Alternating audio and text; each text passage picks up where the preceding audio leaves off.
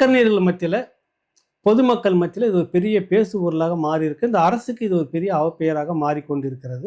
தேர்தல் நேரத்தில் இதுக்கெல்லாம் ஒரு பெரும் சிக்கலாக வரும். இன்னும் இது சொல்லப்போனால் தேவர் ஜெயந்தி நிகழ்ச்சி இந்த மாதம் 30ஆம் தேதி நடக்கிறதா இருக்குது. அதுக்கு போகிறதுக்கு முன்னாடியே பெரிய எதிர்ப்புலாம் தோன்றதுக்கு வாய்ப்பு இருக்குன்னு சொல்கிறாங்க தகவல்.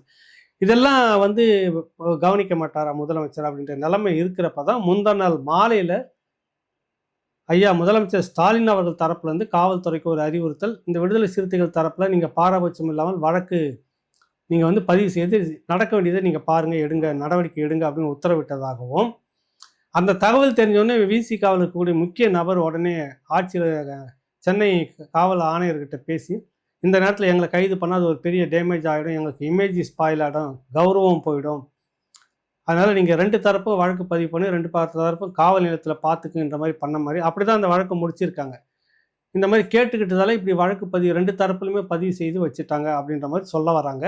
எது எப்படி இருந்தாலும் சரி, இது முழுக்க முழுக்க அவப்பெயர் தமிழ்நாடு முதலமைச்சர் மு.க. ஸ்டாலின் அவர்களுக்கு தான். எல்லா சமூகத்துக்கும் அவர் பொறுப்பாளராகவும், எல்லா சமூகத்துக்கும் அவர் முதலமைச்சராக ஆட்சி அந்த தான் அவர் வந்து கவர்னர் உரையில் அந்த கவர்னர் மாளிகையில் அது சத்தியப்பிரமாணம் எடுத்துகிட்டு வந்தது. எல்லோருக்குமான முதலமைச்சராகத்தான்.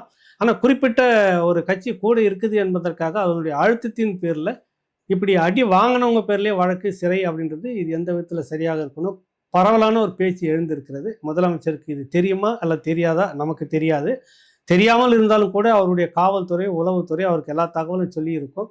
இருந்தும் கூட அது ஒரு பக்கமாகவே நிற்பது சரியானதா என்ற கேள்வி பொதுமக்கள் தரப்பில் எழுப்பப்படுகிறது. நீதிமன்றம் கேள்வி கேட்டுருச்சு.